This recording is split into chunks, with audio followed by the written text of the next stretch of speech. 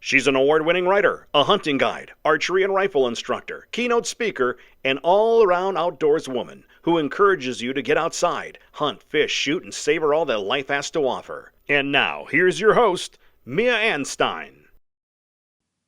Well, hey, hi, hello. It's great to be visiting with you again. Today, I have a guest on the show that I really wanted to share with you because oftentimes I am wearing shirts like this one I have on today. If you're watching on the YouTube, you can see this or on the other video outlets. But I wear these shirts a lot and I even wear them to conventions and conferences and all over the place. And we will talk about why during this episode. But I also wanted to kind of give you guys a little preview about why gear is important for your outdoor adventures and some things that I look for in great gear. And part of that is technical designs so that I have mobility and flexibility. And that's because something that's designed, it allows me for the freedom of movement. If I'm out elk hunting, I'm able to climb up steep terrains. You find yourself sometimes in some tough situations. And when you're climbing or hiking or doing these things, you want to be able to have gear that fits, which is why women's clothing was created. And also, and I mean, way back when, I'm thinking Adam and Eve time, women were created. Anyways, I want to talk about the technology in gear. And this company, Voormi, they have what I call high-tech gear. And they also have high-quality gear. And high-quality gear for me, when I'm outdoors, this gear is going to help shield me from the sun. It's going to help protect me from extreme weather conditions like rain, snow, wind, and so forth. And it keeps me safe and comfortable. And in comfort, we look at performance and also technology, the way stuff is designed. But when we have design, sometimes we just think of the cut. I mean, we think of appearance, what we visually see. But when I'm thinking of outdoor gear, I want something that has moisture wicking. I want it to be breathable. I want it to maybe help my sweaty body, help me in the morning when it's 20 degrees or maybe below zero. And then maybe you're hiking to a stand for my tree stand hunters. Maybe you're hiking into a water hole and trying to get to the perfect pond before daylight so that you can beat the other hunters there for waterfowl hunting. You get sweaty during that adventure and you want something that's going to prevent hyperthermia, but also something that isn't going to cause chafing while you're hiking because that's something else. And so there's a lot of details and stuff that go into outdoor gear, and they're essential to have us happy and enjoying our adventures. So something else that I'm going to share about great gear is that it has to be durable because I can go buy cheap gear that might be not even lasting a season, which I think in a past episode I talked about some women's gear that didn't even last a season. I bought some women's rain gear and went to New Zealand and the pockets ripped out before I even had my hunt. So that was a real bummer. And that's your cost per wear. That kind of sucks. Like, yeah, it was inexpensive, but per wear, I had one wear and it was done. So cost per wear was pretty high. If you want to know more about cost per wear, let me know. But durable is important. And so all of that leads me to today's guest because I want something that's sturdy, that will keep me warm, that also will keep me cool, that will be weather resistant, that won't make me stink. Like there's a lot to this. Holy moly. Anyways, today's guest is going to answer a lot of questions. If you have more questions or if you have other ideas for topics, please reach out. You can email me. The email address is contact@miaanstine.com, or you can find us on most social media outlets and just direct message us there or tag us in your pictures because I'm talking about some places where I want you to scavenger hunt and send me pictures today. Anyways, I hope you enjoyed today's episode and that you will like and share and comment. And if you do enjoy it, share it with your friends. We can all learn something today. Hey friends, if you're looking for premium performance gear for your next adventure, look no further than Voormi. Their innovative wool technology is perfect for any outdoor activity. And the best part, you can also support the show by shopping through my affiliate link at voormi.com/Mia Anstine. We earn a little commission on your online purchases, excluding sale items, and it's no extra cost to you. Gear up for your next adventure with Voormi today. That's VOORMI.com/MIAANSTINE.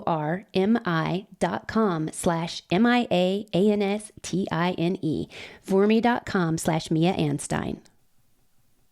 Okay, everybody. Well, thanks for tuning in to the Mac Outdoors podcast. Today, I'm kind of excited to have a friend, Cory, who is with Voormi on the show.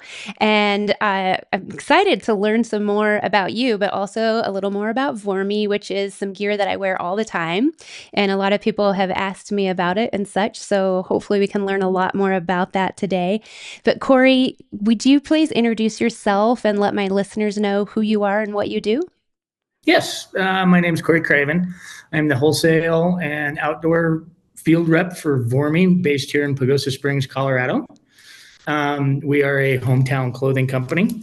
I also come from a deep background of guiding. I have guided hunters and fishermen everywhere from South America down in Patagonia and Chile to the Brooks Range in Alaska. And so I know how important it is to have good gear. And I've been friends with the family that has started this since the very beginning. And I've been a fan way before I was a employee. So, we make really good gear. We base a lot of our gear in merino wool.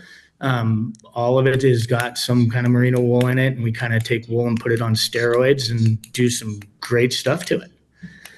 Cool. And so that's something that I'm curious about is you've known about the gear for years. How long have you been with the company? This is my second year with them. Like I said, I've known Megan and the family forever. I was a ski patroller also up at Wolf Creek here outside of Pagosa, which really lets you understand the value of good warm gear. Good warm gear, yeah. I've really enjoyed it. It's a, great family operation, and Cool. And I've known about the gear since way back when I used to sell building materials in Pagosa and when Butch was building his house. But if we're looking at Voormi at the brand, how did it come to be? Like, where did Voormi come from? So it came from a collaboration of Dustin and Butch English both, and Megan, and all these minds got together, and we've tried to, Dustin and all of us here at Voormi have some kind of a mountain background. And Dustin was a guide on Denali. And one of the original thoughts was, we're tired of hauling all these bags of gear with us everywhere we go. There needs to be something that can fill the void, that you don't have to pack as much gear with you when you travel. Stuff that you can wear again and again, things that will take the place of 4 layers. Now you only have 1 or 2 layers to accomplish what we were doing before with 5 or 6 layers with bags full of gear. And and I mean, how it is getting on an airplane, in a brush plane, and you don't have a whole lot of room. So I think that is where the idea has really started from, was let's make a good piece of gear that is very versatile, that you can also wear into town, that and that's what I really liked about it, coming from the ski background too. You could go up there skiing it all day long, come into town, still look very presentable. It's comfortable. It's temperature regulating. You don't overheat. You don't feel like you constantly got to put layers on and take layers off. It's so it's a very, very versatile gear. Versatile gear. And so something for me is I've always liked wool because I look at it as survival gear. I mean, I grew up in Southwest Colorado and got cold a few times. I don't know if I had hypothermia or not, but had some challenges out there when I was a kid. Right. And like you said, back then it was kind of like what's the Christmas Story movie where the little kid is bundled up like a little Stay Puft Marshmallow Man or something. But not having the appropriate layers. And like I said, I teach survival as well, and I know cotton is like what we don't want. Right. But also as a kid, when I would wear wool, it was like so itchy, so scratchy, and you'd put a cotton shirt under it. And so how has this technology, because when I say Voormi, I think technology, how is the technology different now than it was? And with that technology, is it still scratchy? No. So, and that is probably one of our big key things is we have dual surface garments that are we put a high performance synthetic in with the merino wool, which merino wool is not your grandma's wool. It's not the wool pants that were scratchier, the blankets. It's it is a softer, but on its own, merino wool is not a very tough fiber. So what we do is we infuse it with a strategically placed synthetics that actually help draw the moisture away from your body. You still get all the benefits of the wool, with the thermal regulating and the antimicrobial, where it doesn't hold the odors, which is one of the biggest things for me that you can wear our garments 5-6 days in a row out in the brush, and you can still get into a sleeping bag and live with yourself. It doesn't hold that odor. And so wool is in my opinion, I'm like you, it is a survival deal. It still keeps you warm when it's wet.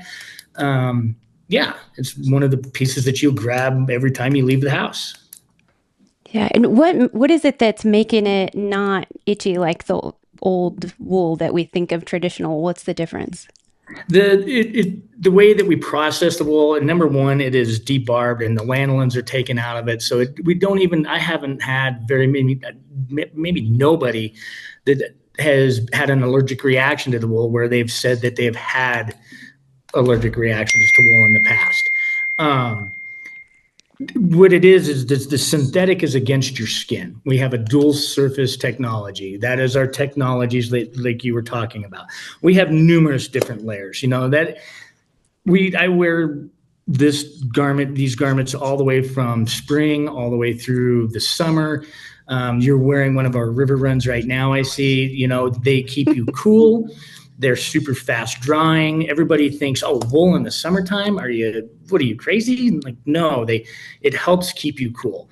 They dry super fast. I've heard many stories of people, in the Grand Canyon that, they'll flip a boat, but they were wearing that river run, and it does add that little bit of warmth, in the mornings and the evenings, but yet keeps you cool during the middle part of the day.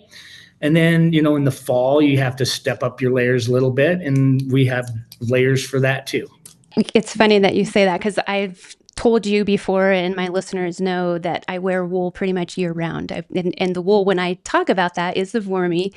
And they also look at me and they're like, aren't you hot when they see me out, throwing hay or working out in the sun or something like that?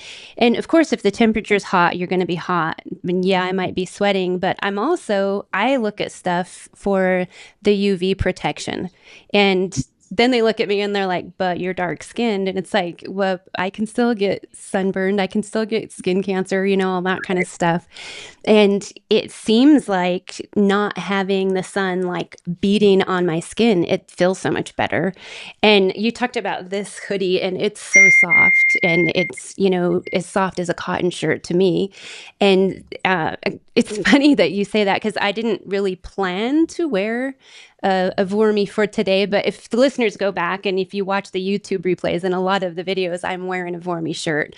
But do you guys look at that as part of your technology? Is the UV protection? Yes, wool is just actually has a natural UV protection built into it. We do not add any chemicals or any aftermarket stuff to our wool. Wool is naturally, UV protecting.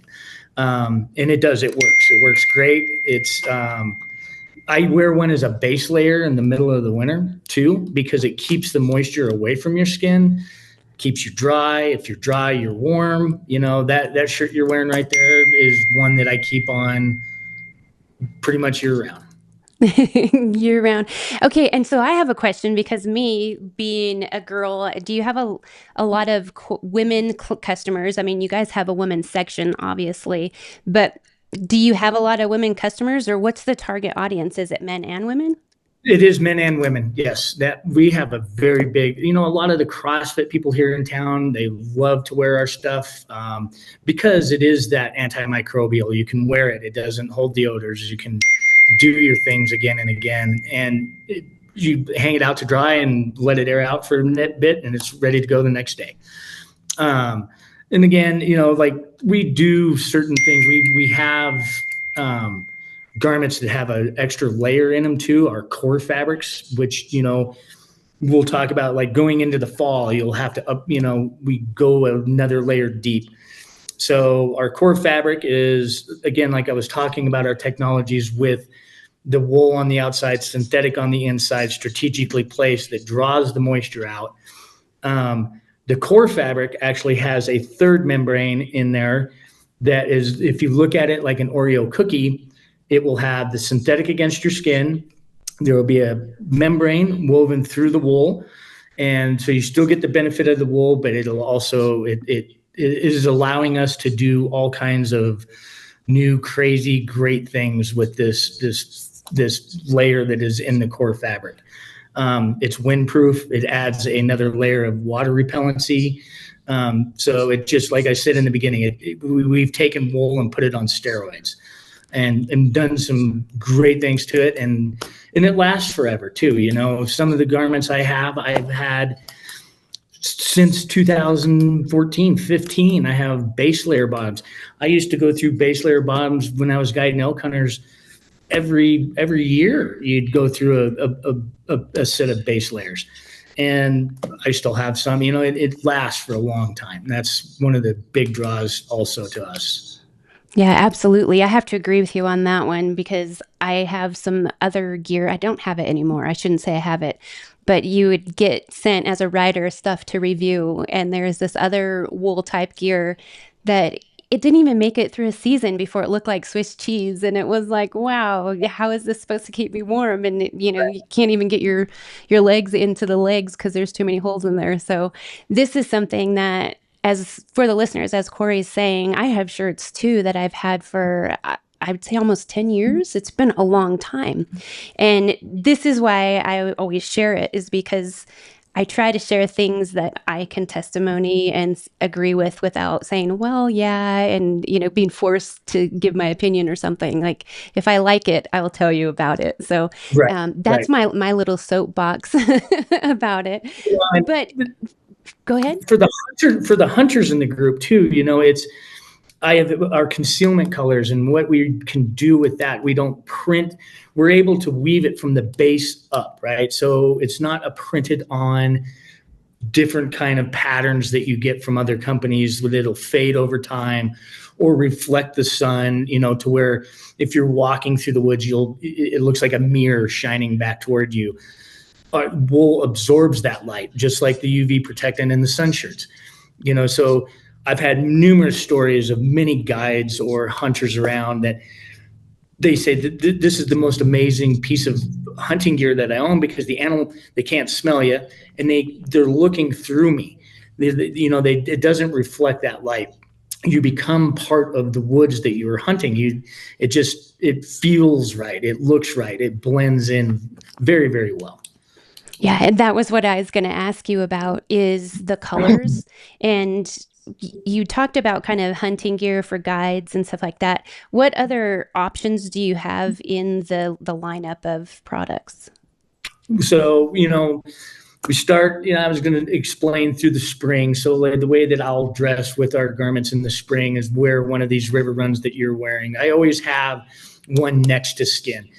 The itchiness is not there. So you always you defeat the purpose of having the wool if you have a cotton underneath it. So if you, from the base layer up, you'll wear, one of our ultralights, and then, you can wear that through the summer. It keeps you cool. And then when we were talking about the stepping up to the core, in the fall, where you need a little bit more layering, we have concealment, which is our sportsman line. that is kind of preparatory for us, which is our blowdown and our harvest colors, which blend into numerous different environments.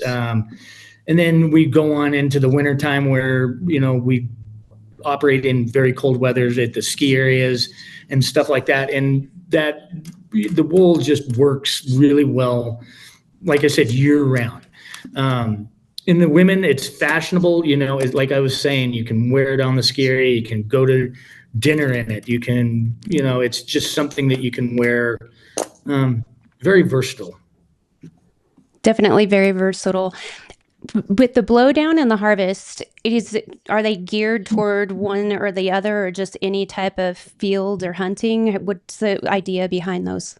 So in our blowdown changes here and there, but our blowdown is meant for like the pines, the hard timbers of the East, any mountain environment. It's got the greens and browns in it, where our harvest is more into like the waterfowl, it named after a harvested field. It looks very good in a, cut cornfield or barley stubble or something like that, to where you're sitting in a layout blind, blends in very well. And again, the sun doesn't reflect off of it. It doesn't fade. And it's just something that you can wear day after day. Absolutely. And so I was asking about target audiences. Are hunters your target audience, or do you have other? We do have others. It's a lifestyle fashion too. It's some of the garments that we make for the women, the chalet pullover, some new stuff that is coming out in the next couple months. The chalets, and they're beautiful to wear. Women come in, they love it. The colors are great. For the men, we got some new stuff coming here in the next month or two that you got to keep your eye on. It'll be good.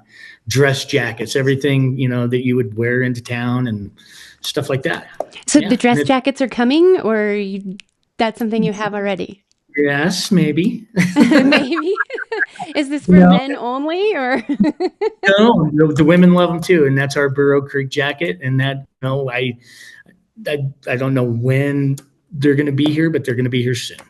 Okay. And I have a Burrow Creek. And one thing that I'm curious about, and we talked about colors for hunting, like what shades you have and stuff. How do you guys choose what color palettes are going to be made with each gear? It's funny here. We all wear different hats at this place. We'll sit down and see what fabric that we have got in, what would be best suited for that fabric. Is it going to be the 2-pocket Sportsman, which is one of my favorite? Right now, we just came out with the Mountain 2-pocket, which is a little bit lighter core fabric. And the 2-pocket is probably one of our most popular garments. It's designed it's obviously a pullover that has a high pocket that you can still access with waders or layout bibs on. It's just a very comfortable, everyday piece of gear that is, it's a great piece. The Mountain 2-pocket right now is out, and it's for men and women. We actually sewed some in the extra small size just for the gals. And we had these 2 colors, and it wasn't going to be colors per se that it was going to be directly for the sportsman. It's a blue and a black, and it's not going to something that you're going to go out there and hide from elk with during archery season. It's just a good everyday all around pullover. Great for fishing. The fishing world loves them. The other thing that I found over the years too is that, especially with the river runs like you're wearing, the ultralights, being a fishing guide, you get grease on your hands, you get fly float, and you put them on those sun shirts that are the synthetics. They stain so easy. And there's a point to, looking like a fishing guide to a point where you kind of look like a homeless bum too. So you want to look good, and our stuff does not stain. It doesn't, they last, and they outlast the synthetics for sure. Yeah. And so with the fishing, you talked about that high pocket. Can you tell us, for listeners who aren't used to wearing waders, can you tell us a little about the purpose of that high pocket? High pocket is just so when you have waders that come up past your waist or anything, I wear it as every day. You don't have to have waders on to wear this pullover by any stretch. It's just another full kangaroo pocket that is on a hoodie. You take a normal hoodie that you get anywhere, that's got the kangaroo pocket at the bottom, and if you put waders on, you have no more access to that bottom pocket. So what we've done is taken a pocket and put it up higher that you can still access your calls, just another layer up high that you can put your everyday items in.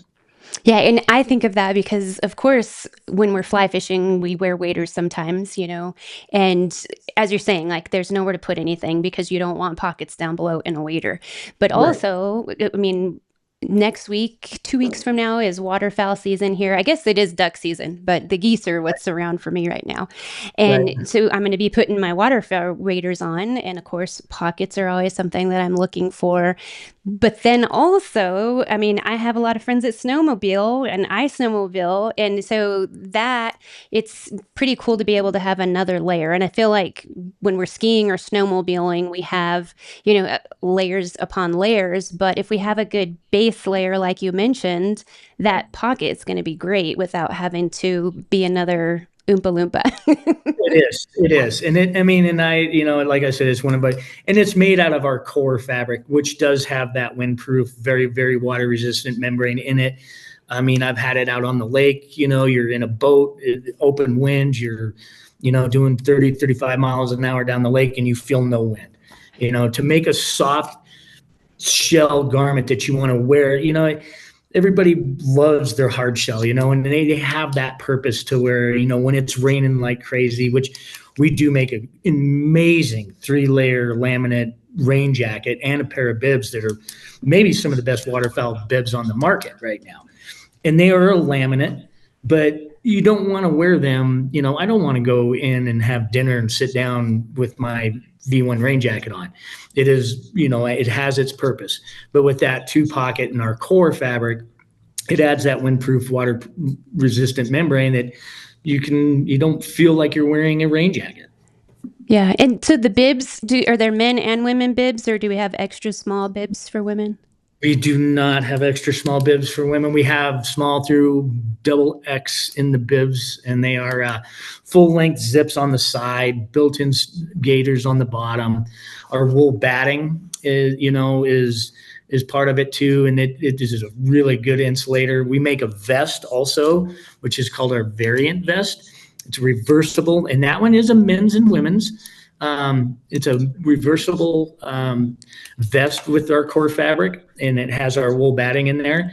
And a lot of people compare it to like a really good Carhartt vest or jacket, to where it takes a little bit of time to break in, but once it does, it's a piece of your body. It breaks in well. Cool. And so right now the trend, I'm thinking, I'm not a marketing person, which obviously you are the marketing person, but right now the farm look or the farmer jacket is the look. Is that something that we could think of out of the variant? Yes, absolutely. Yep. And that is our variant vests are great for that. It is that like farmer rancher, but yet you can turn around and wear it into town. It's not like wearing a piece of work gear for any stretch, but it'll hold up to any kind of work you want to throw at it for sure. Yeah, and I love on the website you've got the guys carrying wood and doing work in it, which Yeah. I know from the crew that I've met at Voormi, everybody is actually out there doing it, like either hiking or camping or mountaineering or doing different things. So is that kind of, you guys base your evolution on experiences?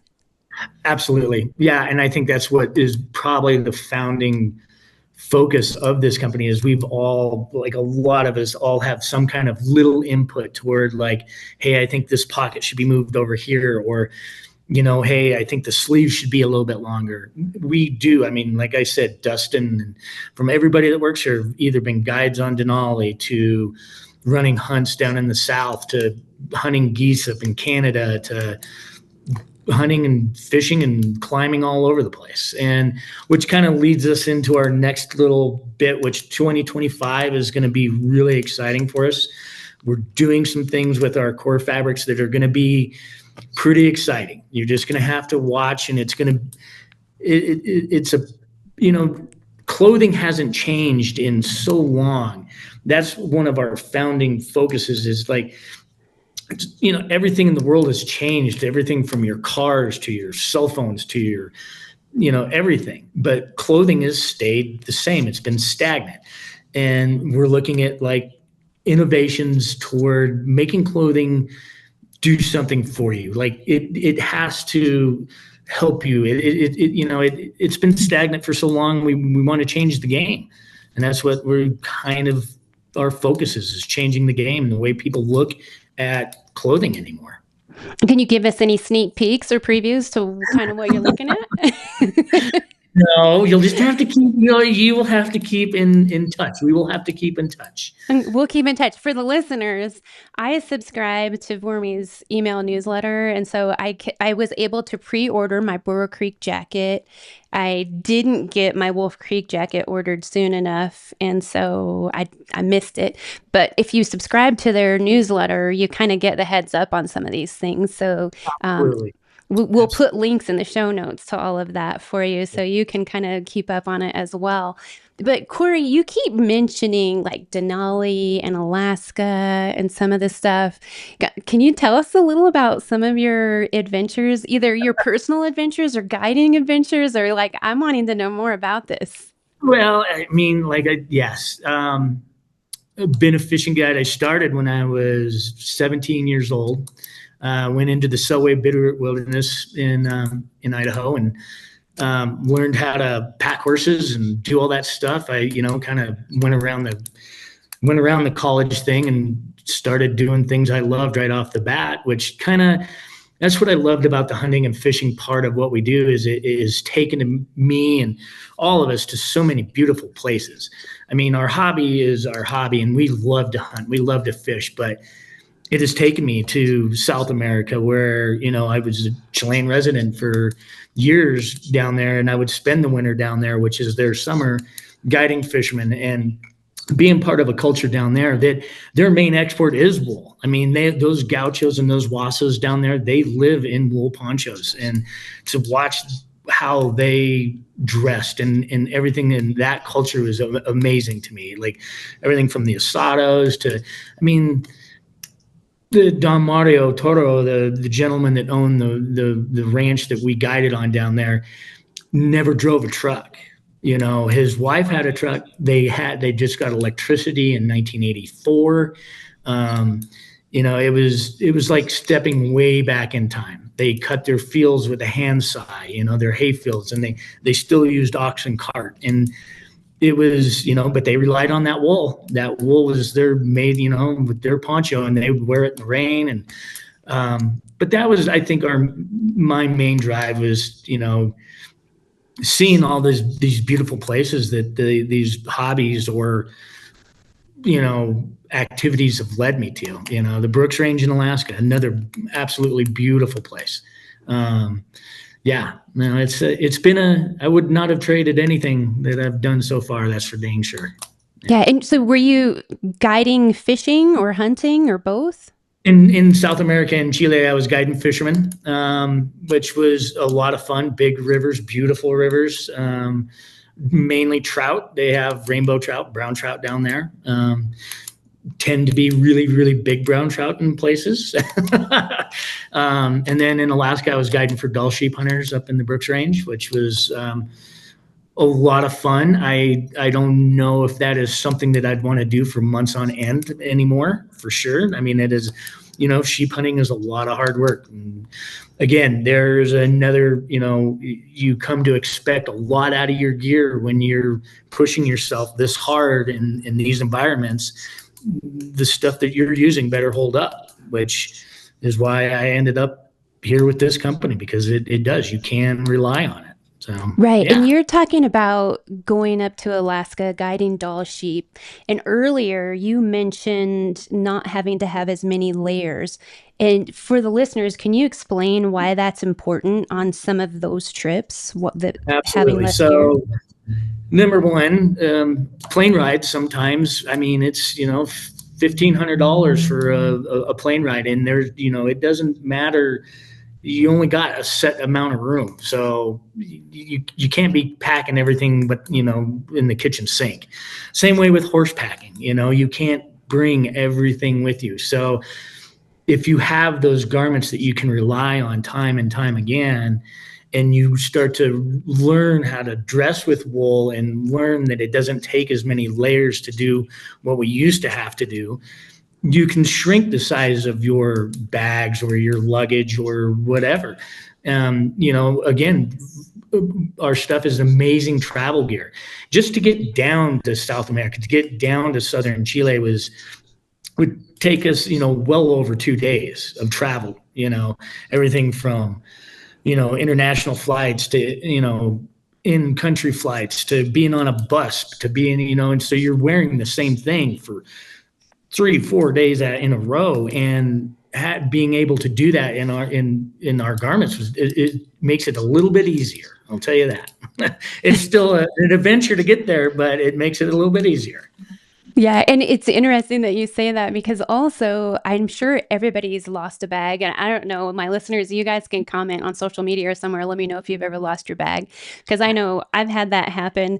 And I always have extras in my backpack, and think a lot of people are learning like they only travel with carry on now. And so if you have something like this, you can pack more efficiently and still look sharp when you get there. Because I know one time our bags got lost and we were headed to a women's banquet, and this is like an executive leadership banquet, and here we had like wrinkled t-shirts and stuff because we had to rewear what we had the night before, where if I did have my Voormi, it wouldn't have looked quite as bad. And Right.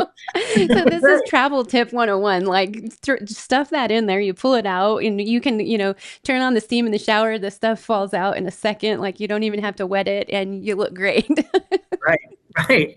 No, and it takes one less thing off your mind. I'll tell you that, because when you are traveling to some of these places, if you lose a bag and your trip is ruined. Yeah, especially on hunting and fishing. I mean, it's one thing to be going in, domestic trip where you can go to the mall and go shopping. Right. But on a hunting or fishing trip, you've already spent a lot of money and also, backpacking and stuff. A lot of people spend a lot of money on trips to go backpacking. And the gear is so important. But something that I wanted to ask you is through your adventures, what would you say are some of your must-have pieces of gear? Like do you have a checklist and that you have to have with you? Yeah. And honestly, I believe our high E hoodie was one of our original garments that the company designed back years and years ago. That high E hoodie is our dual surface hardened wool technology. It doesn't have the cord in it. It's just a beautiful piece that I do not leave home without. I've slept in it. I've talked to numerous people that it has saved their life. I have been told numerous times, like I flipped the boat. This thing kept me from freezing. The high E hoodie is something that I do not leave home without. One of the river runs, like you're wearing, a base layer of some kind, is something that I do not leave home without.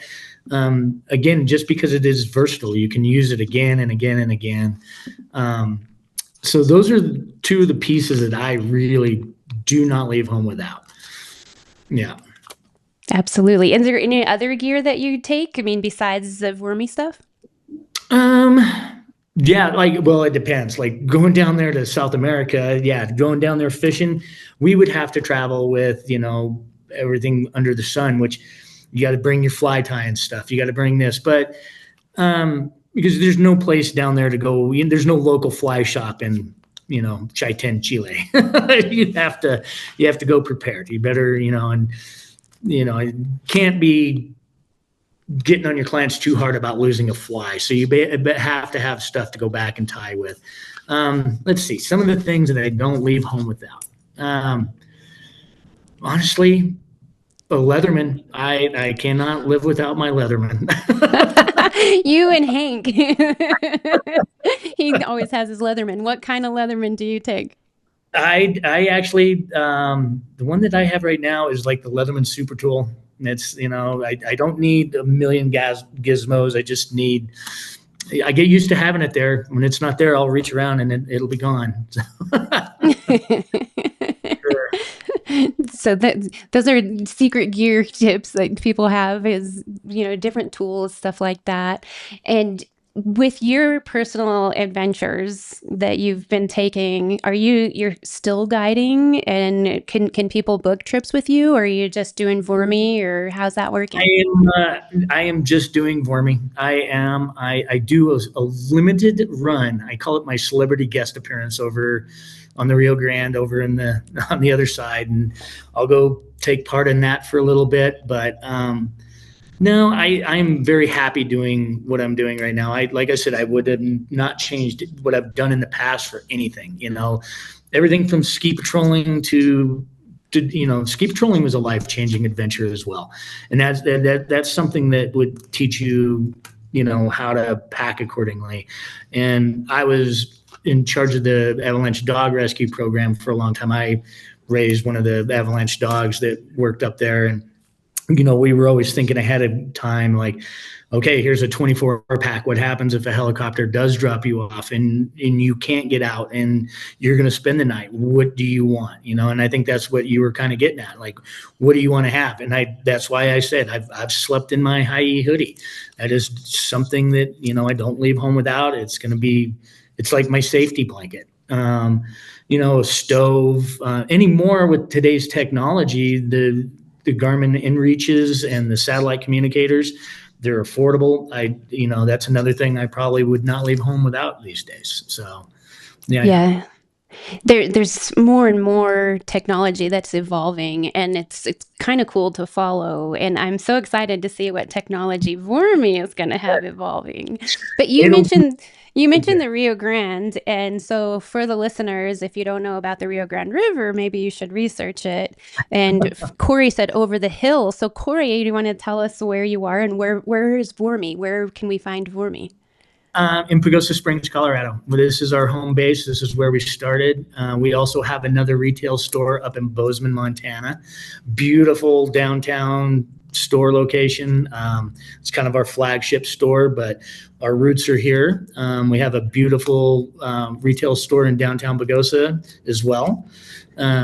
So anytime you can stop in and say hi to the gals downtown and go check out the inside of that shop. It's a beautiful place.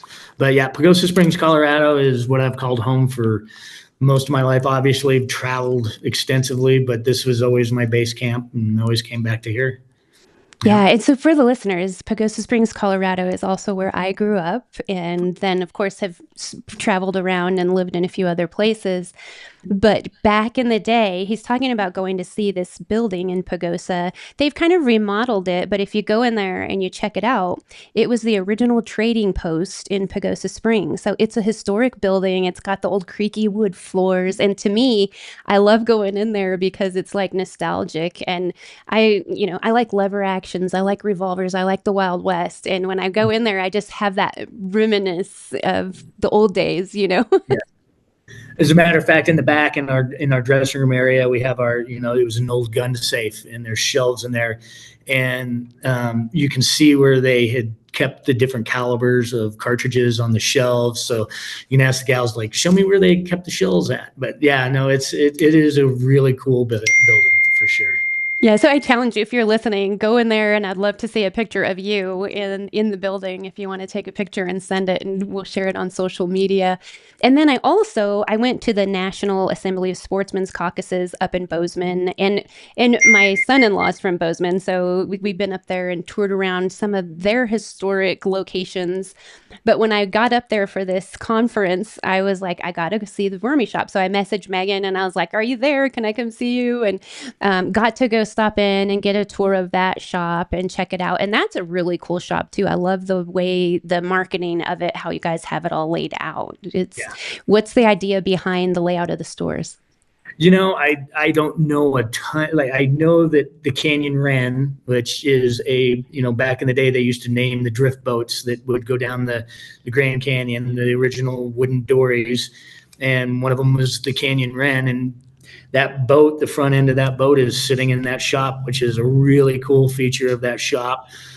Megan has done an amazing job kind of moving stuff around up there. And it's a great location downtown, and yeah, it's really well done for sure. Yeah, it's super cool. So it's something that, if you're going to go to Snays, check that out. Check out Voormi. Like, there's stuff that are must-sees there.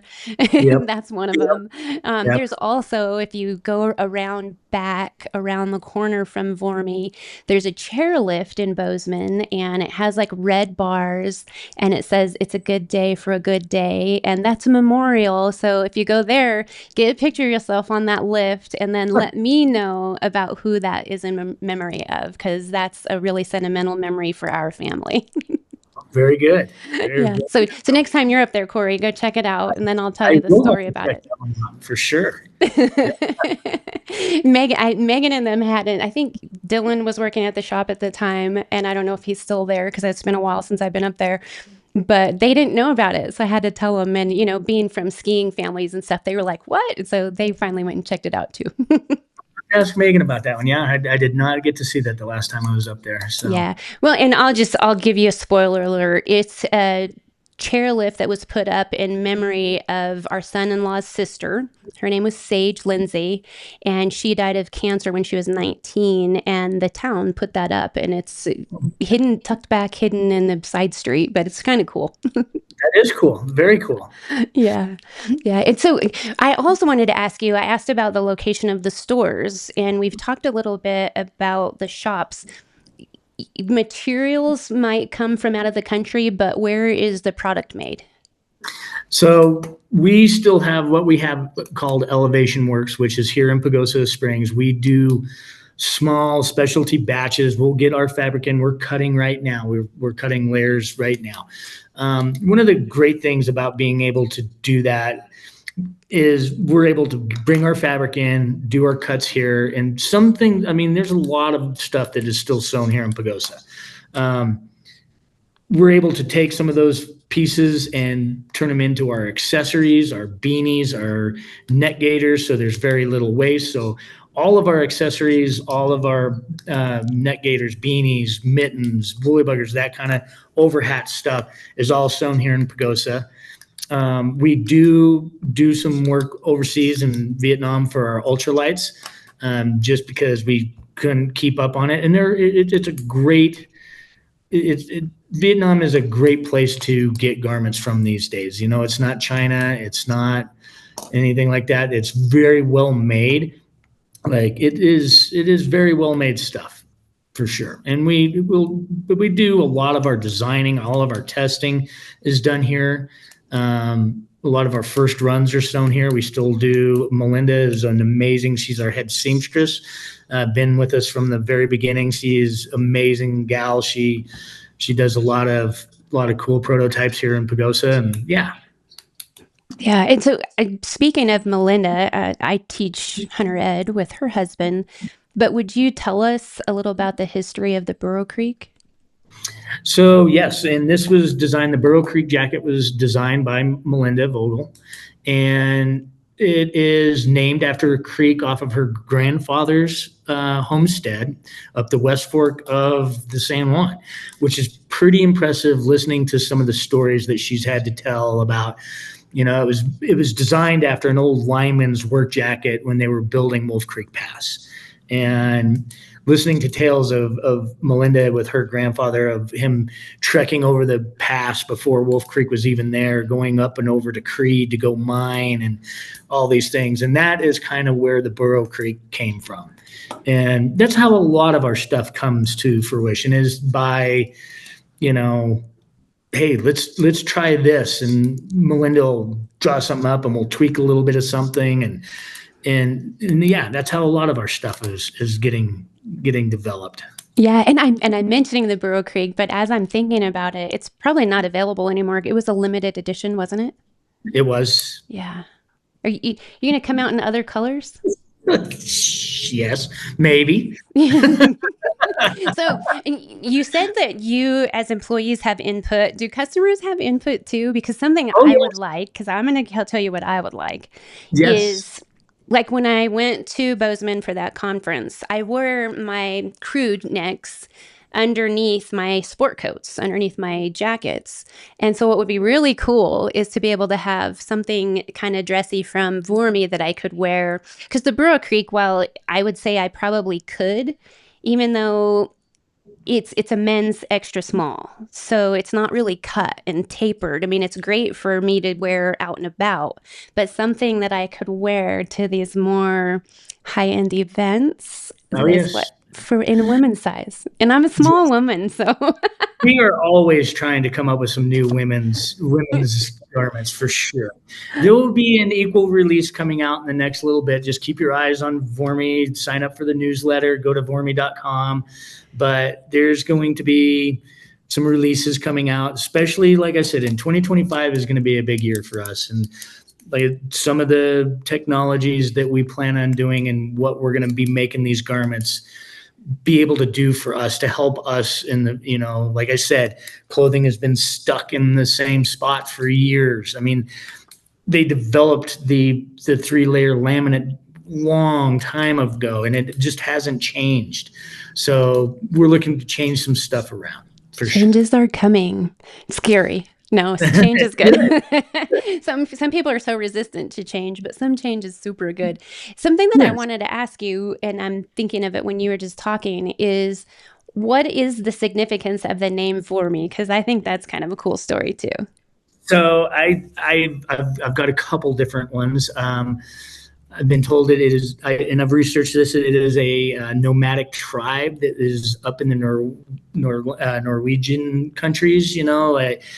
Kind of like an abominable snowman ish. But in reality, it is Voormi in Dutch is for me, and that is kind of leading into what we're really pushing for in 2025. And here in a little bit is these garments are going to be more for you. It is going to be something that is, your garment.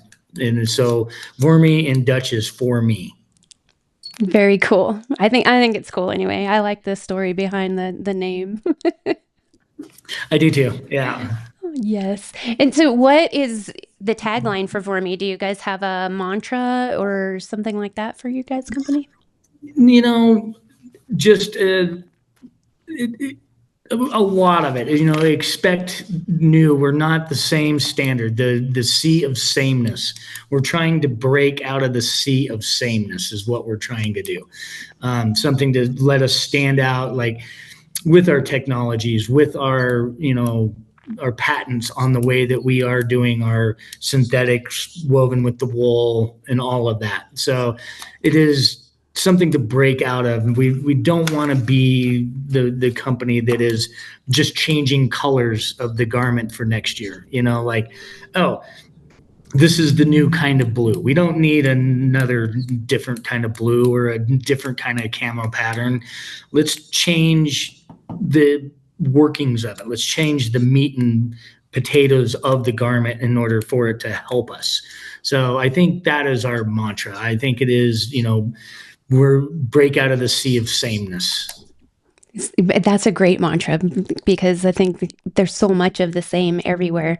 I mean, what are some of the challenges that you guys have in breaking out of the sea of sameness? I mean, all of it is it's our fabric, it's our quality control. A lot of it's us is our challenge, because we are so nitpicky about the way that we do things. We have to have we're not satisfied with just okay. It's got to be up to our standards. The fabric's got to be there, the design's got to be there, everything's got to complement each other, it's got to work. So I think ourselves are our biggest challenge. Biggest challenge. That's a great one. I think just individuals in life, we are our Yeah, biggest enemies. I agree with that. Whether it's trying to fix our cast or whatever. Right. And Right. I say that. So I asked if Cory, if he's still guiding. And for the listeners, I don't think we ever talked about the women's fly fishing clinic last summer. Yes. I was trying to have Leah on to talk about that, and we never connected up on that, which is kind of weird since we live in the same area. But Cory also volunteers his time, which I think is outstanding because you're a renowned fishing guide. And retired or not, he actually came and volunteered and helped with SEI with a women's fly fishing clinic, and was great to have you there. So thank you for that. And I enjoyed it. And I think stepping back from guiding, for years, for 5 or 6, 7 years in a row there, I was guiding 300 plus days a year. I did it for a living. I was one of the few that was able to guide full time for a living.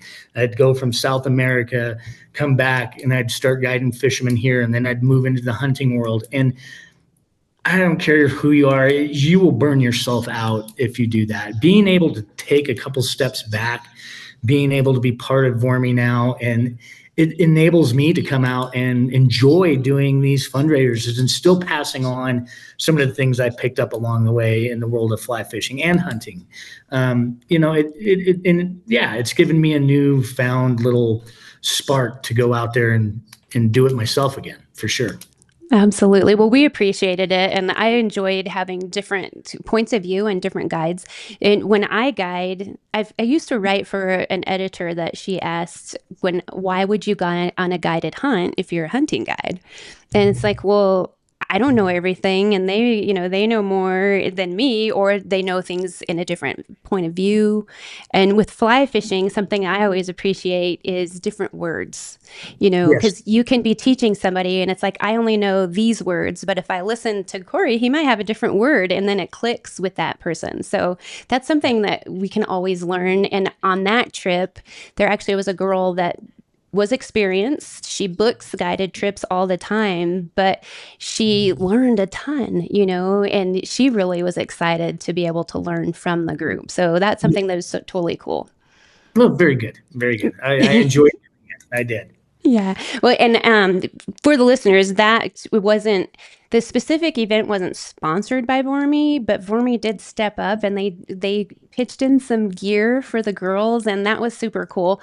And so that's something that I wouldn't say expect that from Voormi, but Cory himself was there as a teacher, but for Voormi to pitch in as well, that's something very commendable, and the girls definitely appreciated it. I know a bunch of them went and bought gear because they saw all the great gear, and I think that's when I got this shirt, was during that adventure.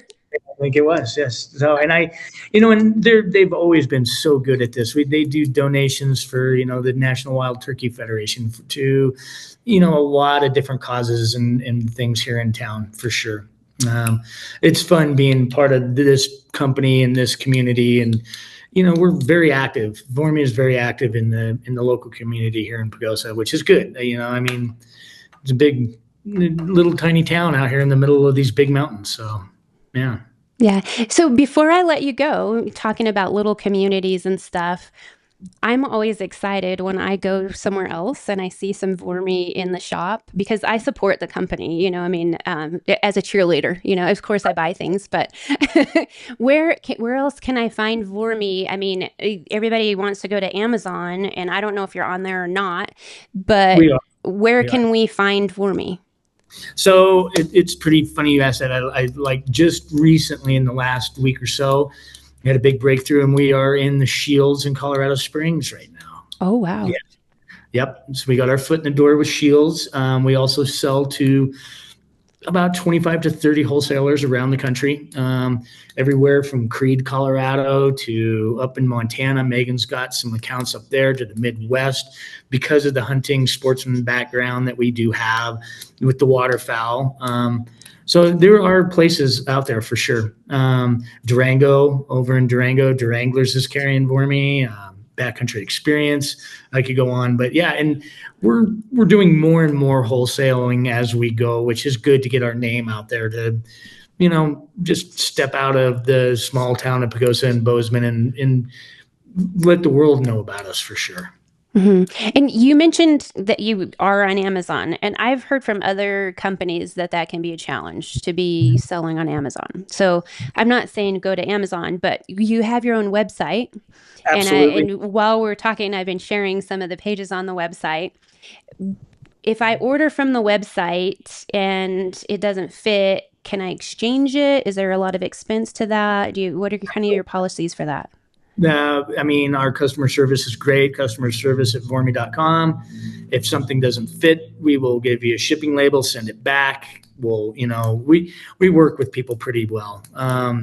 It's a pretty easy process to go to Voormi.com, and you can learn more about, you can see in pictures of how we are doing the synthetics to the wool and the core fabrics, and get a little more gist of what the fabric actually is, because our fabrics are different than everybody else's out there. It sets us apart.